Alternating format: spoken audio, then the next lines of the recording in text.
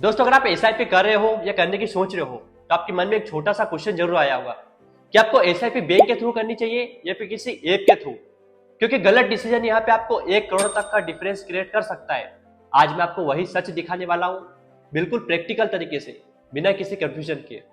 So make sure करो कि इस वीडियो को आप एंड तक जरूर देखो, बिकॉज इस वीडियो में मैं आपको 5 ऐसे सॉलिड पॉइंट बताऊंगा जिनको देखने के बाद, जिनको समझने के बाद आप खुद से ये डिसाइड कर पाओगे कि आपको कहाँ एसआईपी करनी चाहिए। तो चलिए दोस्तों, बिना टाइम वेस्ट की वीडियो शुरू करते हैं। वो सबसे पहले हम समझते हैं कि आपके पास एसआईपी के कौन कौन से ऑप्शन है, यानी कि आप एसआईपी कहाँ कर सकते हो।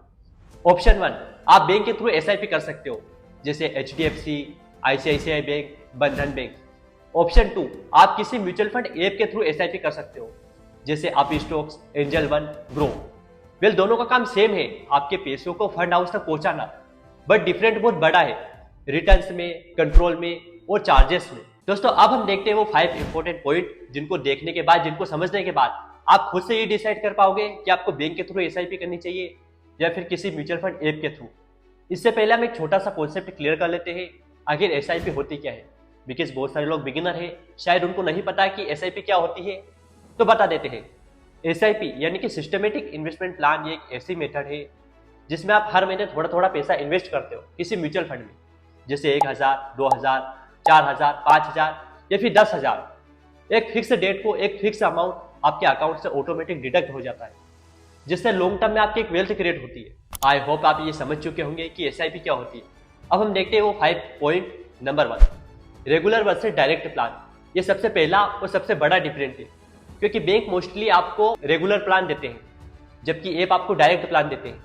रेगुलर प्लान में आपको एक कमीशन कट रहा होता है जो कि 1% एनुअली हो सकता है। दोस्तों डायरेक्ट प्लान में कोई कमीशन नहीं होता है, यानी कि 0 कमीशन, बट इतना सा फर्क अगले 25 साल में लगभग 40 लाख रुपए तक का हो सकता है।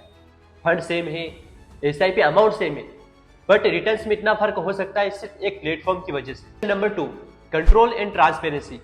दोस्तों जब आप ऐप के थ्रू एसआईपी करते हो तो आपके पास फुल कंट्रोल होता है, जैसे आपको कब एसआईपी रोकना है, कब एसआईपी अमाउंट बढ़ाना है या फिर कब अपने पैसों को निकालना है। जबकि अगर आप बैंक में एसआईपी करते हो तो एडवाइजर को कॉल करो, ब्रांच जाओ, फॉर्म फिल करो, और कई बार तो एडवाइजर अपने टारगेट्स कंप्लीट करने के लिए कस्टमर को गलत फंड भी रिकमेंड कर देते हैं। Point number 3, convenience and speed. दोस्तों आजकल हो चुका है सब कुछ डिजिटल, सब कुछ ऑनलाइन। आप फोन के थ्रू शॉपिंग से लेके स्टॉक ट्रेडिंग सब कुछ फोन के थ्रू कर सकते हो। सो एसआईपी फोन पे करो ना, आप फ्री में अपना डीमेट अकाउंट सिर्फ 5 मिनट में ओपन कर सकते हो। फ्री डीमेट अकाउंट की लिंक वीडियो को डिस्क्रिप्शन में है, वहां जाके आप फ्री में अपना डीमेट अकाउंट ओपन कर सकते हो और आज ही ट्रेडिंग और इन्वेस्टिंग स्टार्ट कर सकते हो। Point number 4, hidden charges. दोस्तों ये पॉइंट सबसे डेंजरस पॉइंट है, क्योंकि लोगों को लगता है कि अपनी एसआईपी फ्री में हो रही है, लेकिन जब आप बैंक के थ्रू एसआईपी करते हो रेगुलर प्लान में तो एक कमीशन कट रहा होता है साइलेंटली और आपको पता भी नहीं चलता है। और जब आप ऐप के थ्रू एसआईपी करते हो तो उसमें आपको डायरेक्ट प्लान मिलता है, और डायरेक्ट प्लान में कोई कमीशन नहीं होता, यानी कि 0 कमीशन। आपकी जानकारी के लिए बता देता हूँ, फंड हाउस सेम है, एसआईपी अमाउंट सेम है, रिस्क सेम है, बस बीच का आदमी हटा दिया जाता है और आपका जो भी पैसा बचता है वो आपकी रिटर्न्स में ऐड कर दिया जाता है। Point number 5, research and recommendation. दोस्तों ऐप आजकल आपको एआई बेस्ड सजेशन देते हैं, जैसे पोर्टफोलियो रिबैलेंस करना, गोल बेस्ड ट्रेडिंग करना, सब कुछ ऐप के थ्रू स्मार्ट तरीके से हो सकता है।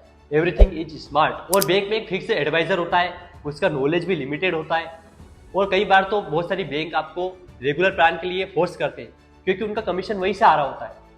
मैं पर्सनली आपको सजेस्ट करता हूँ कि अगर आपको एसआईपी के थ्रू 1 करोड़ कमाने हैं तो आपको डायरेक्ट प्लान यानी कि ऐप के थ्रू ही एसआईपी करनी चाहिए। मैं पर्सनली यूज़ करता हूँ आप स्टॉक्स और एंजल वन।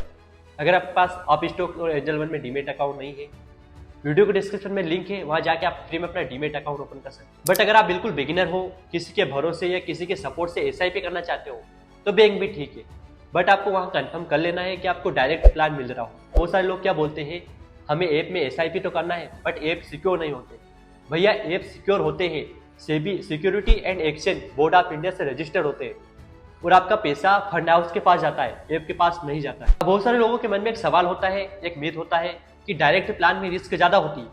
भैया रिस्क ज्यादा नहीं होती है, बस बीच का आदमी हटा दिया जाता है और आपकी रिस्क सेम ही रहती है। सो दोस्तों ये थे वो 5 इंपॉर्टेंट पॉइंट जिनको देखने के बाद, जिनको समझने के बाद आई होप कि आपको ये समझ में आ चुका होगा कि आपको एसआईपी कहाँ करनी चाहिए। दोस्तों अब आपको ये तो समझ में आ चुका है कि आपको कहाँ एसआईपी करनी चाहिए, पर 4 ऐसे इंपॉर्टेंट पैरामीटर्स हैं जिनको देखकर आप अपने लिए एक बेस्ट म्यूचुअल फंड चूज कर सकते हो। Number 1, past performance. दोस्तों आपको देखना है कि फंड ने पिछले 5 सालों में कैसा परफॉर्म किया है। Number 2, expense ratio.